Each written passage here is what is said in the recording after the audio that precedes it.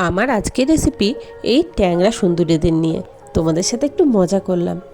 এই ট্যাংরা মাছের ঝাল কম বেশি তোমরা সবাই বানিয়েছো বাড়িতে, কিন্তু আমি আজকে তোমাদের সাথে শেয়ার করছি যে আমি কিভাবে বানালাম।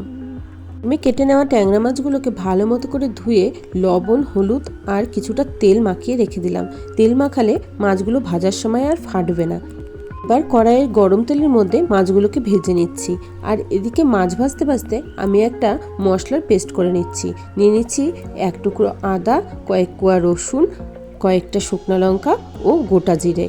এটার একটা পেস্ট বানিয়ে রাখবো। এবার মাছগুলোকে উল্টে দিয়ে আবার ওপাশটা ভালো মতো করে ভেজে তুলে রাখলাম। এবার মাছ ভাজার বাকি তেলের মধ্যে দিয়ে দিচ্ছি কালো জিরা ফোড়ন। তারপর লম্বা করে কেটে রাখা আলু ও টমেটো দিয়ে কিছুক্ষণ ভেজে নেব। আলু ও টমেটো ভাজার সময় স্বাদ মতো দিয়ে দেবো লবণ, পরিমাণ মতো হলুদ দিয়ে আবারও কিছুক্ষণ ভালো মতো করে ভেজে নেব।